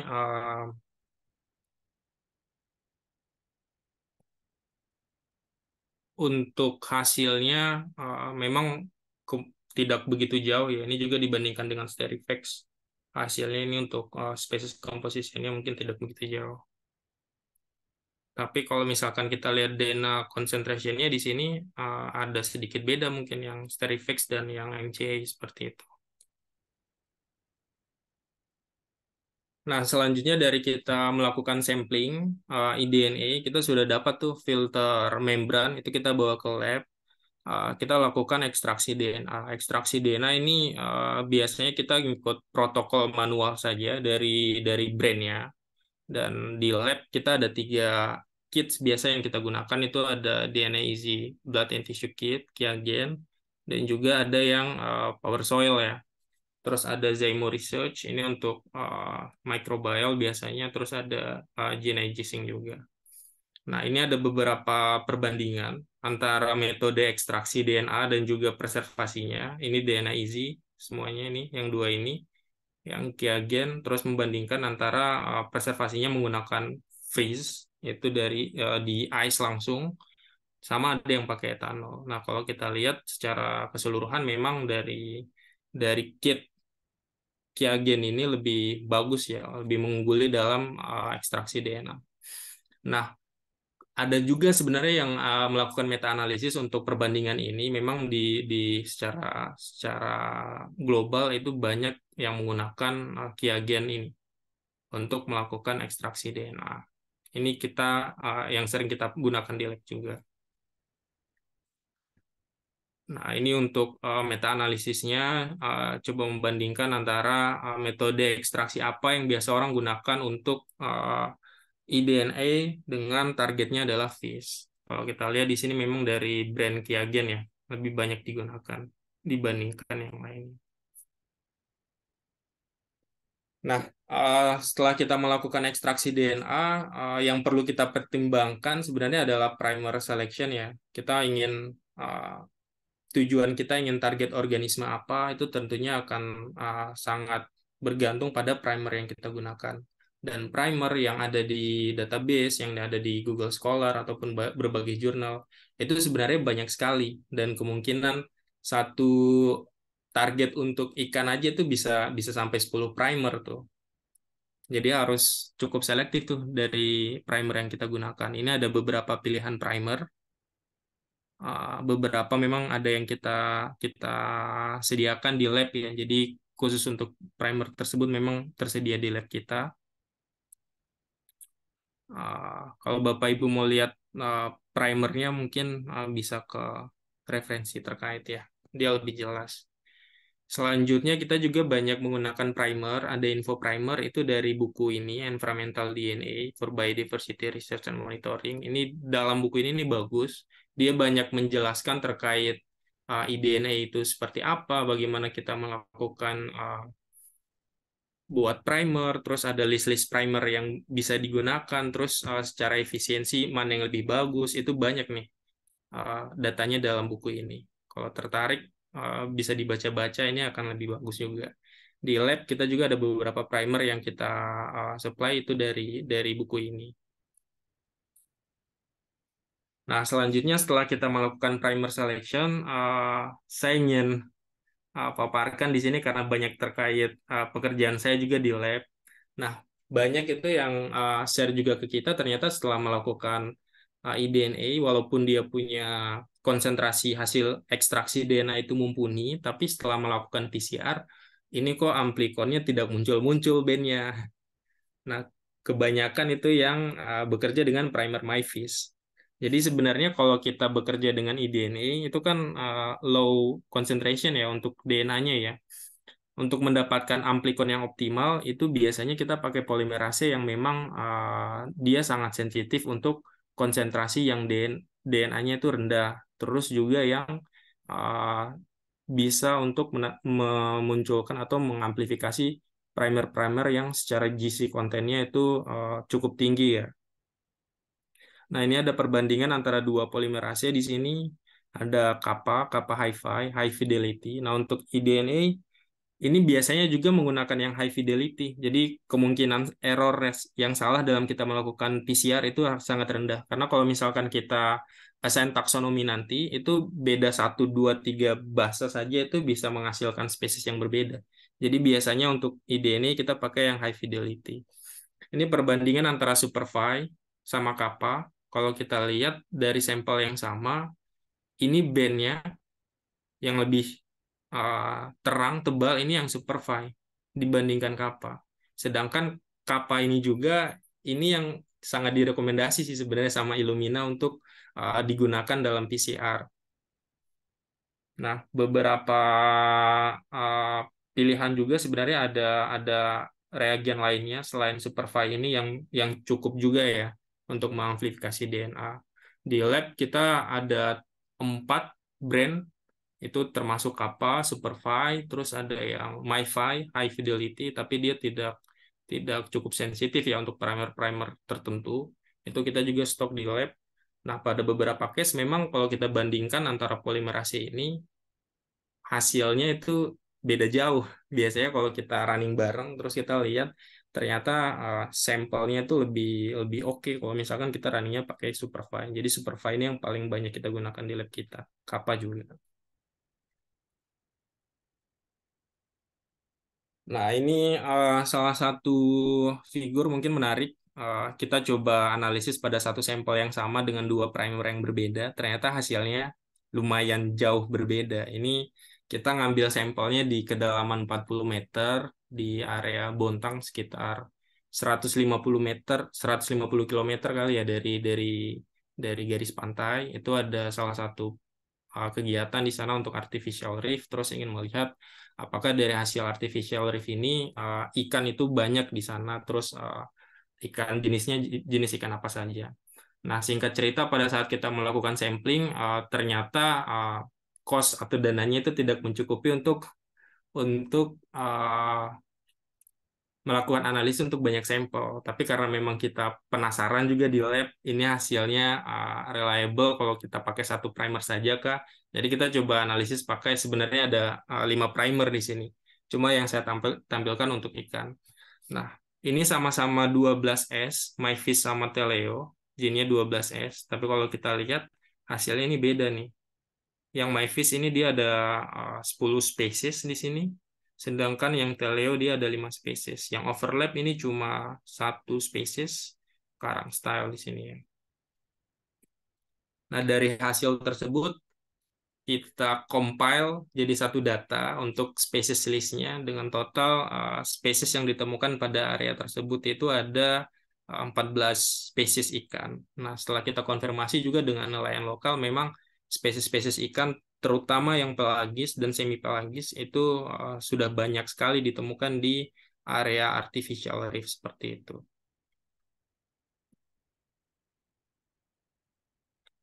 Nah, selanjutnya untuk sequencing platform, ini juga perlu dipertimbangkan. Kalau kita lihat di Google Scholar, mungkin kita cari metabarcoding, terus beberapa platform sequencing. Dari totalnya ini tahun lalu, sebenarnya saya carinya tahun lalu, metabarcoding dengan keyword Illumina ini lebih banyak hasilnya di Google Scholar dengan 713. Memang kalau untuk studi DNA, sejauh yang saya lihat di berbagai publikasi, itu banyak menggunakan platform sequencing yang basisnya adalah Illumina. Lain dari itu sebenarnya ada sequencing platform lainnya juga, ada PacBio, ada Entorrent, sama Nanopore ONT. Nah, yang kita punya di lab adalah i6 100 ini yang paling low specification dari Illumina. Dan untuk Illumina sendiri ada banyak series. Kalau Bapak Ibu sering uh, cari-cari jurnal, mungkin banyak yang idealnya itu pakai MySeq sebenarnya. MySeq. Nah, terkait sequencing platform untuk Illumina itu hampir sama saja semuanya. Yang kita lakukan di lab sebenarnya tidak begitu apa ya, tidak begitu kayak kita melakukan optimasi sendiri, itu sebenarnya tidak juga. Yang kita lakukan di lab itu PCR yang paling kita butuhkan untuk optimalisasi itu paling PCR pertama untuk target gen DNA kita. Nah, setelah kita melakukan PCR pertama, ini hasil PCR kita, katakanlah ini target kita yang ini. Terus yang biru ini adalah primer kita, yang kuning ini adalah adapter atau hangover. Nah, adapter ini yang nanti akan kita gunakan untuk PCR kedua ya. Jadi untuk labeling sampel kita. Nah, kurang lebih untuk kegiatan di lab kita hanya melakukan PCR, purifikasi, kuantifikasi, sama normalisasi.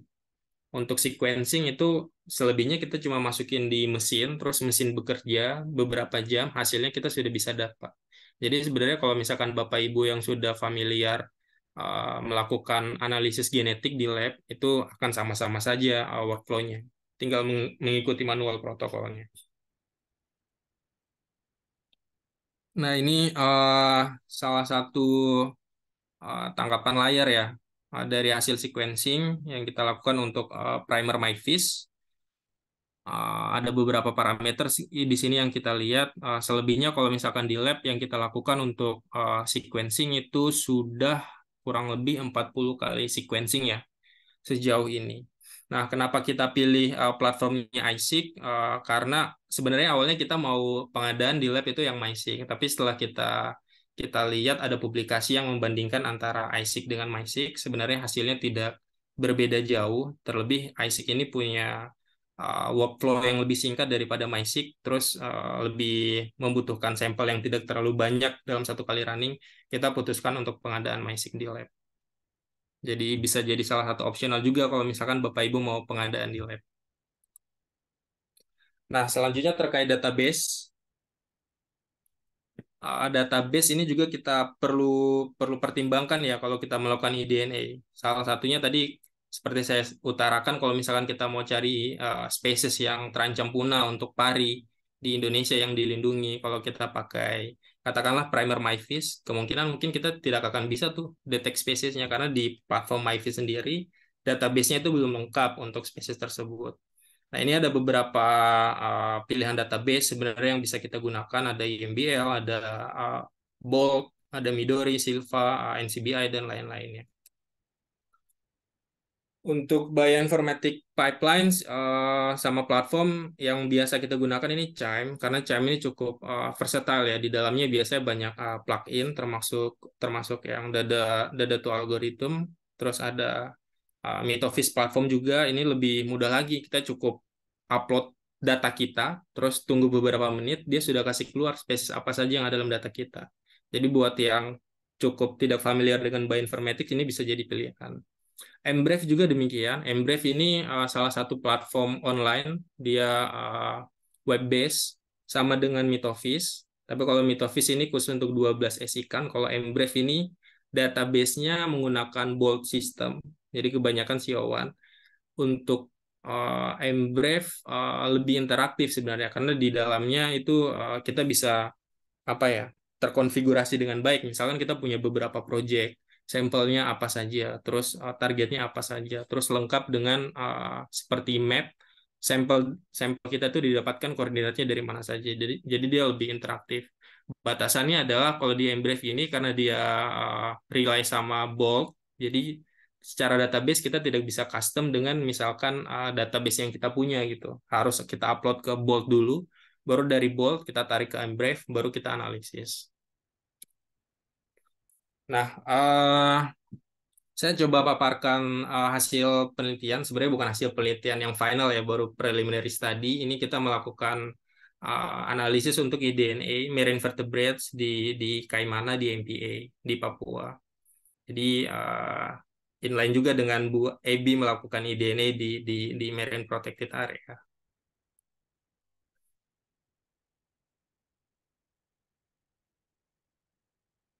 Jadi ini titik lokasi sampel kita, sampling sites, karena memang IDNA ini lebih suitable untuk area yang luas, terus kita bicara biodiversitas dalam cakupan area, bukan pada titik sampling yang kita ambil saja. Nah, yang kita lakukan adalah kita mengambil beberapa sampel yang representatif dari area tersebut. Nah, ini yang warna merah ini site-nya di Nusa Ulan, ini kedalamannya cukup dalam 100 meter sampai 500 meter di sini, tapi dia core zone di sini. Nah, kita coba ngambil beberapa titik untuk merepresentasi dari lokasi ini. Selanjutnya ada di sini, ini area limited zone dan sustainability fisheries di sini. Pada dasarnya sebenarnya pas kita sampling di Kaimana ini accidental sampling juga sih. Pada saat itu saya kebetulan orang Kaimana juga di Papua hidupnya dulu sampai SMP. Jadi pas pulang kampung dapat info kalau misalkan kita dapat grant lagi nih untuk tahun kedua untuk penelitian. Nah, memang di Kaimana ini sempat kita diskusikan dengan pembimbing saya juga. Ini cukup menarik kalau misalkan kita lakukan studi eDNA untuk marine vertebrates. Terlebih di Kaimana ini ada beberapa organisme yang cukup unik ya, kayak misalkan orca. Orca itu pernah ditemui juga di Kaimana, terus ada dolphin, dugong, ada whale shark dan paus-paus lainnya itu sering dijumpai di Kaimana dan banyak peristiwa paus terdampar di sini.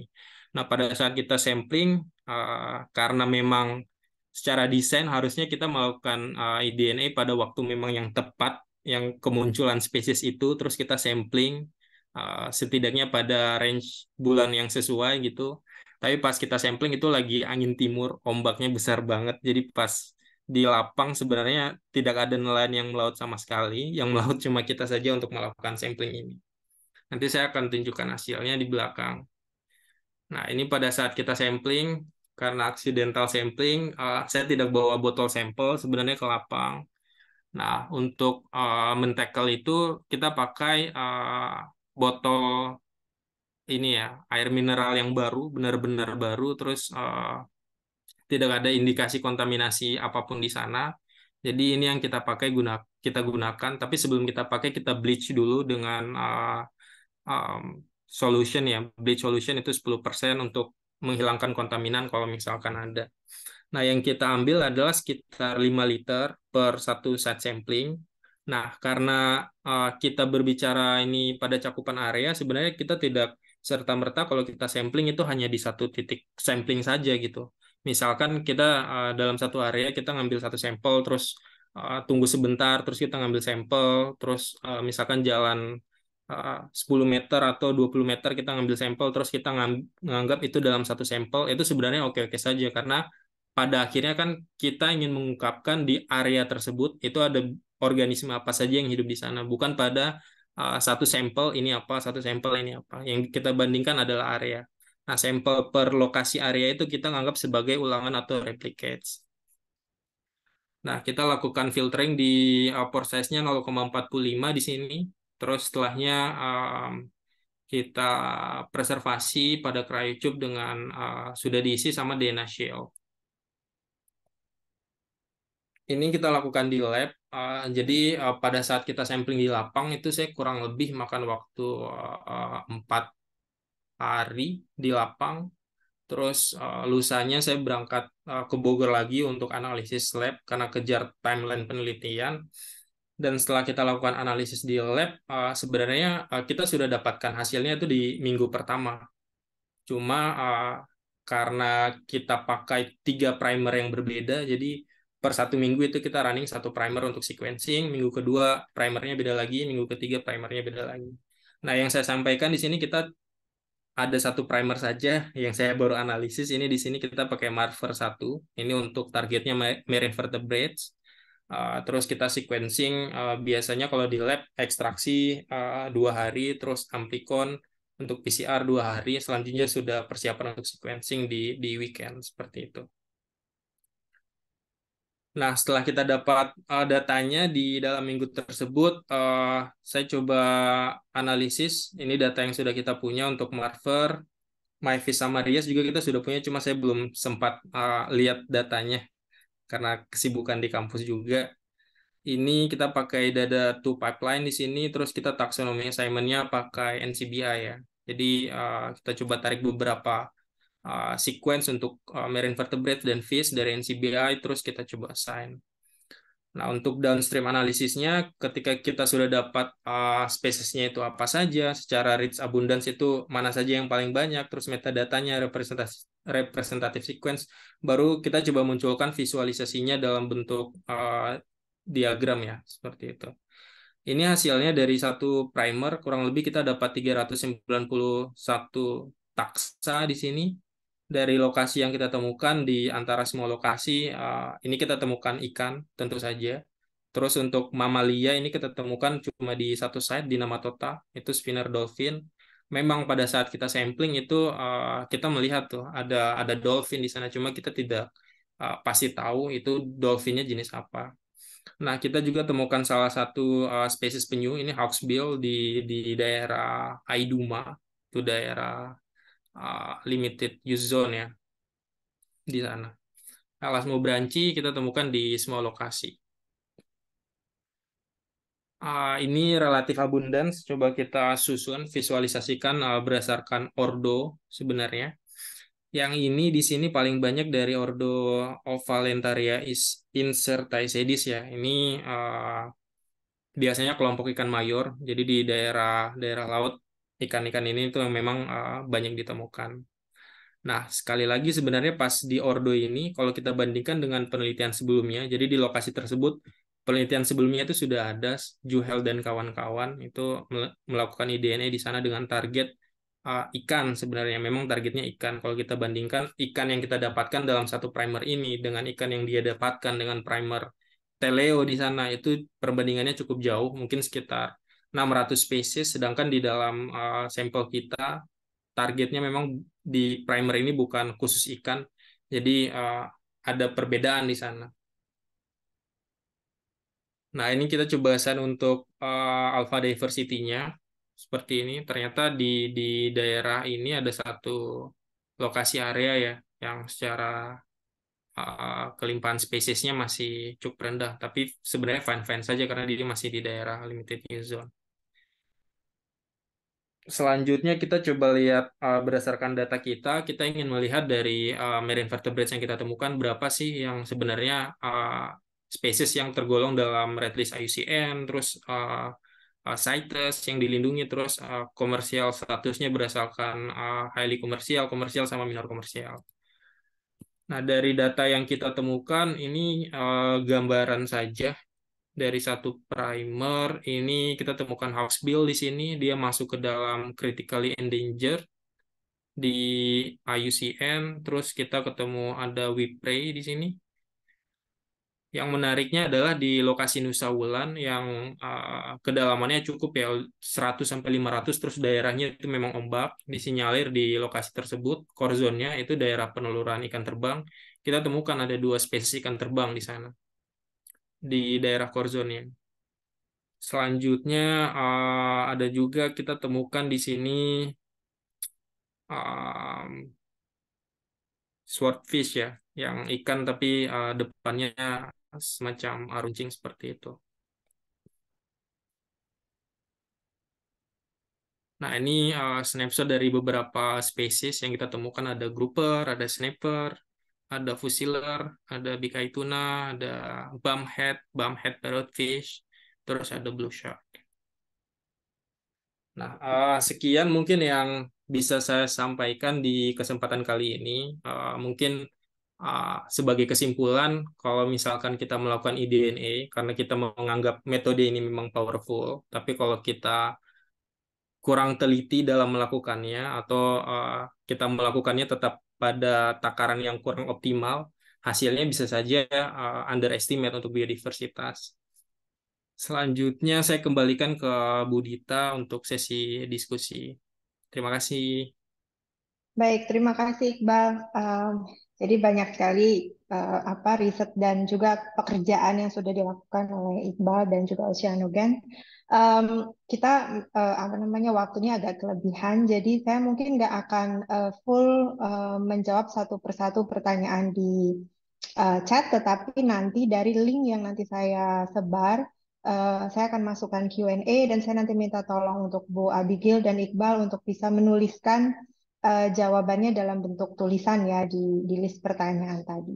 Nah, untuk itu saya mau tanya dulu pertanyaan yang paling umum yang mungkin ditanyakan teman-teman adalah jika melakukan replikasi, pertama adalah apa, mungkin buat Bu Abigail ya, eh, apa fungsi dari replikasi itu yang pertama, dan kemudian bagaimana eh, kita apa sih istilahnya, apakah setiap sampel di analisis sebagai individual sampel atau sampel itu akan digabung menjadi satu.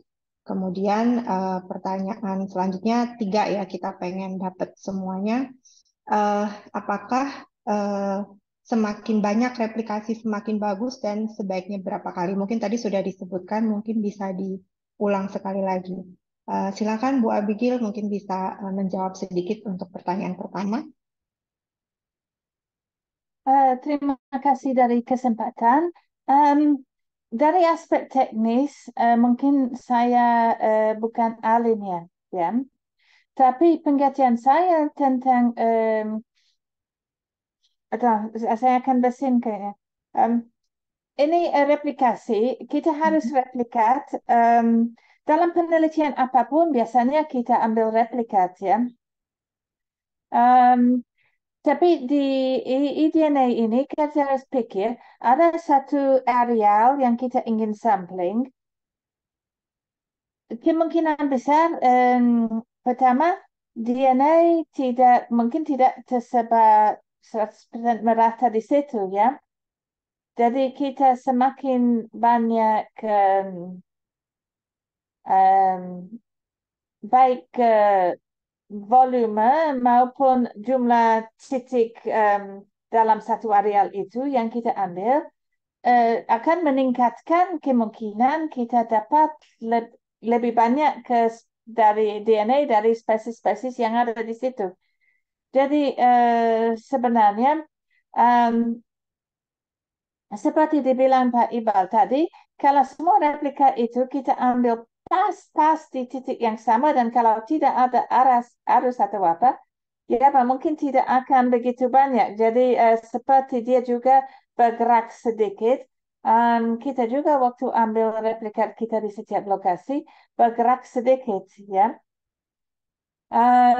tapi tidak jauh. Nah, karena kalau jauh sudah menjadi sebenarnya lokasi lain, kan? Ya, betul. Tapi juga kan kita ambil 1 liter per sampel.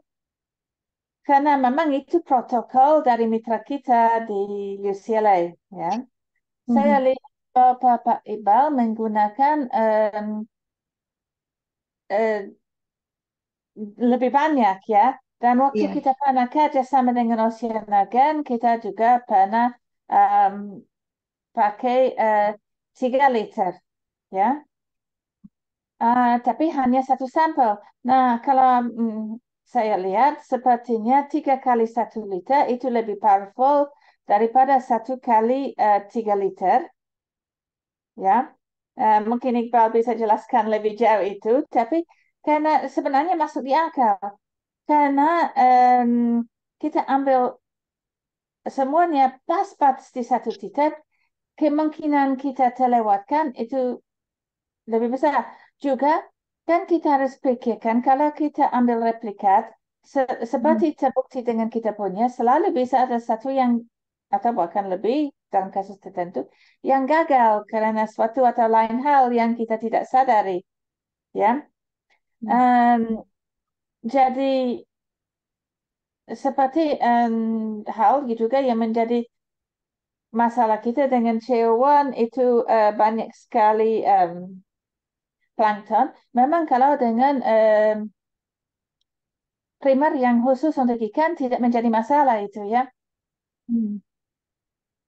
Nah, dan tapi kan kalau kita pakai Ranakapa yaitu sistem analisa online yang gratis ya yang saya bisa sharing nanti kalau dia mau.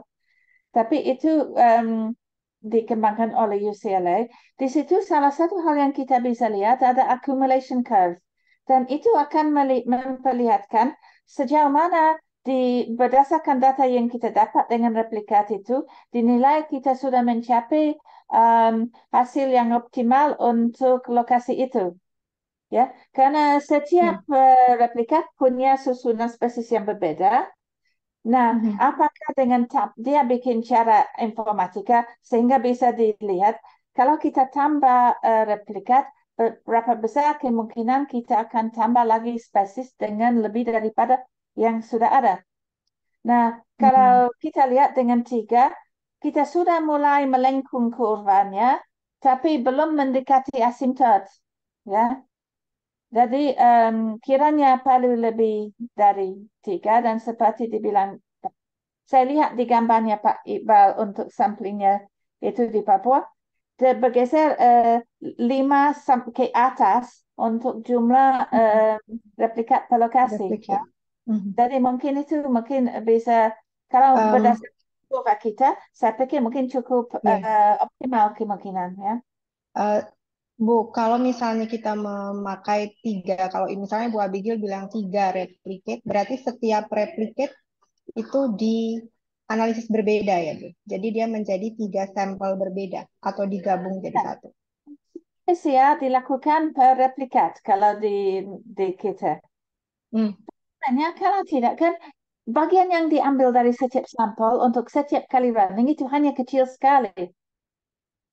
Nah, kalau kita gabungkan semua, misalnya kita gabung ketiga, bagian yang diambil dari setiap sampel yang kemungkinan punya DNA tertentu itu hanya sepertiga dari yang kalau kita ambil masing-masing.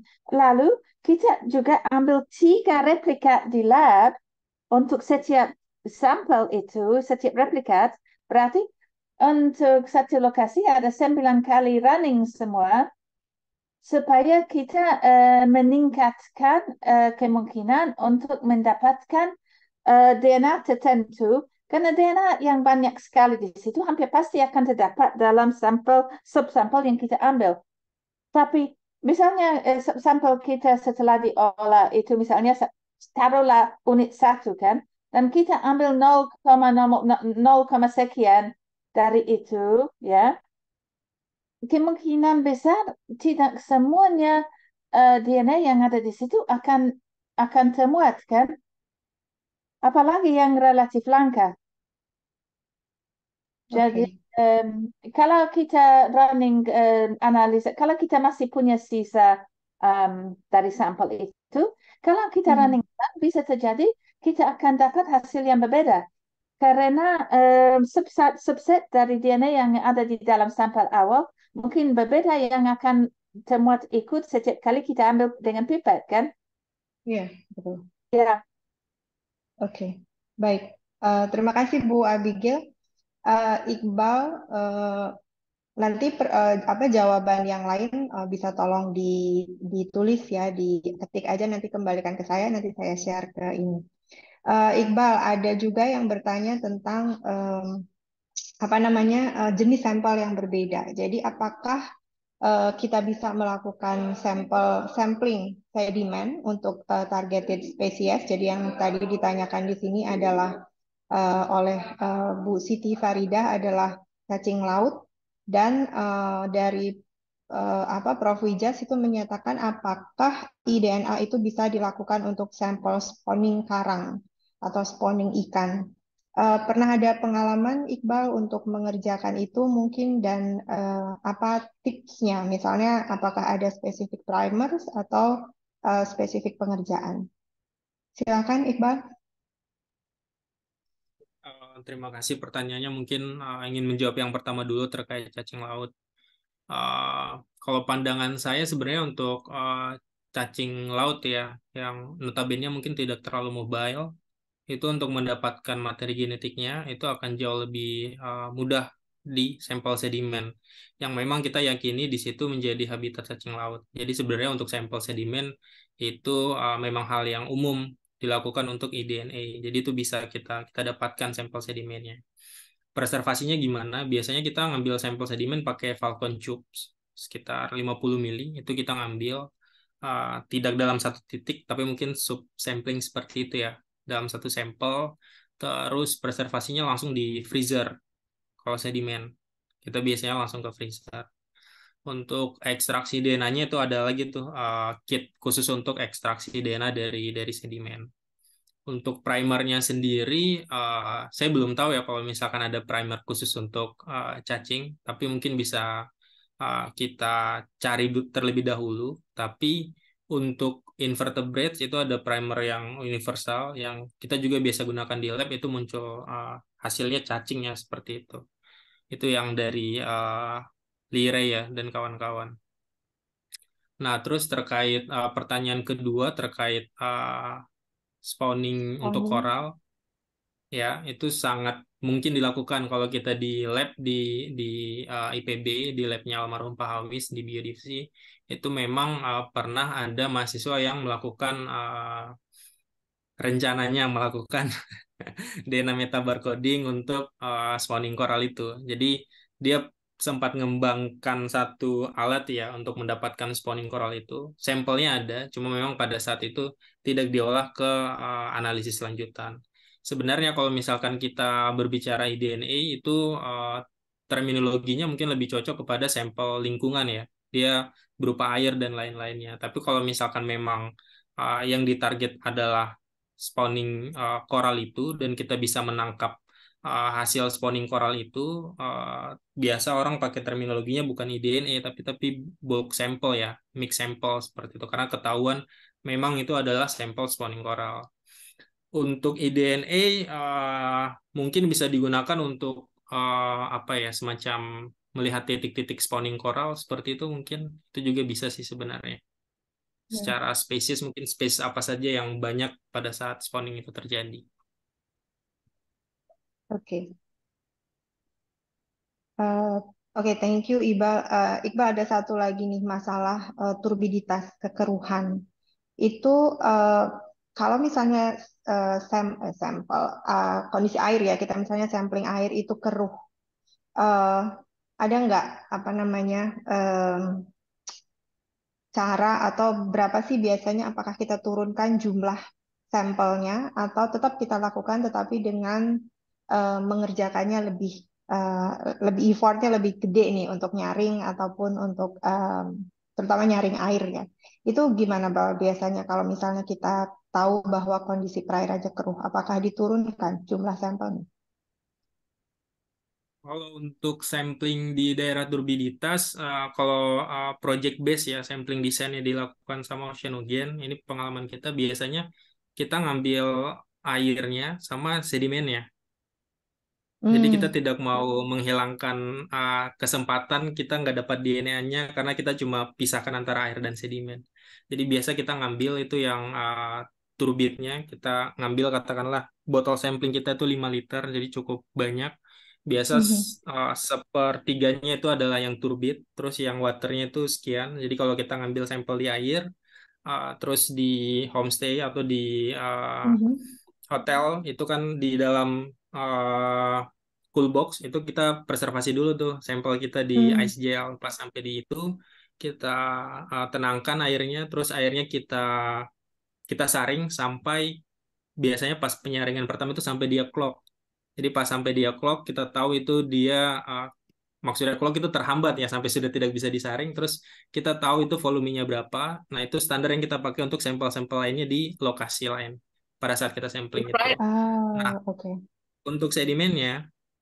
untuk sedimennya, itu kita juga preservasi di Falcon Mhm. Tubes. Nanti pas di lab itu tetap kita ekstraksi dua-duanya, sampel airnya kita yang difilter kita ekstraksi, sedimennya kita ekstraksi, once sudah diekstraksi, kita pooling tuh, ngambil beberapa mikrolit, kita gabung jadi satu sampel ekstraksi, itu yang akan dilanjutkan.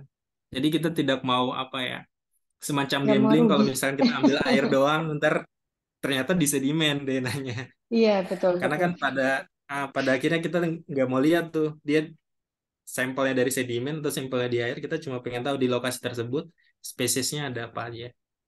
Oke, ini menarik banget, mungkin akan jadi catatan ya, karena kalau apa namanya, kalau hitungannya adalah air keruh gitu ya, kalau kita endapkan dia pasti ada yang mengendap. Jadi apa Iqbal melakukannya dengan ngambil airnya juga, sedimennya juga, tapi nanti digabung gitu ya. Mungkin ini hal baru buat banyak teman-teman karena tadi Bu Abigail bilang banyak juga apa mahasiswa dan juga beberapa grup atau tim IDNA yang mengerjakan freshwater. Freshwater itu biasanya juga salah satu yang paling keruh tuh kalau misalnya sungai atau danau. Jadi mungkin ini jadi catatan penting bagaimana sebaiknya kita melakukan em, apa namanya sampling supaya kedua-duanya dapat di DNA yang di air dapat, DNA yang di sedimennya juga didapat gitu ya. Eh, Kemudian, nah Mungkin itu sih ada tambahan apa? satu Ah, ah, lagi, Budita. silakan. Jadi kalau di sungai terkait Mhm. sampling ini sangat berpengaruh sama waktu ya. Jadi kalau Hmm, misalkan memang pada waktu itu hujan, kalau boleh sarannya dari pengalaman kami, jangan dilakukan sampling jangan pada saat sampling. hujan atau mungkin kalau mau membandingkan antara waktu pada musim hujan dan musim keruh, kalau bisa sampling di musim hujannya jangan pada saat hujan besar, tapi memang di musim itu. Karena pada saat di lab beberapa case kita bukan kita yang melakukan sampling, jadi pas saat kita analisis ada agak cukup bingung juga ya. Kenapa sih dari Hmm, beberapa sampel di lokasi yang sama ternyata spesiesnya cuma satu dua, padahal di lokasi lainnya spesiesnya tinggi. Usut punya iya, usut ternyata di lokasi tersebut itu samplingnya pada saat hujan dan debit airnya itu tinggi. Artinya kan chance kita untuk mendapatkan materi genetik itu sangat sedikit ya. Yang kita anggap betul. nanti DNA-nya bisa powerful, pada saat kita sampling memang tidak pada waktu yang tepat, hasilnya spesiesnya sedikit. Tapi secara keseluruhan pada saat itu dibandingkan antara eDNA dengan tradisional memang lebih banyak eDNA. Oke, oke. Thank you. Jadi waktu atau saat kondisi ya pengambilan sampel itu juga harus diperhatikan. Karena tadi juga Bu Abigail bilang pada riset yang beliau lakukan satu sampelnya itu terlalu banyak alga ya. Jadi pada saat blooming sehingga pas diekstraksi dengan CO1 itu tidak mendapatkan spesies lain, malah alganya yang lebih dominan. Oke, ini waktunya sudah sangat-sangat ini apa kita sudah habis. Just one more question. Banyak sekali yang nanya tentang di mana sih sebaiknya membaca tentang IDNA.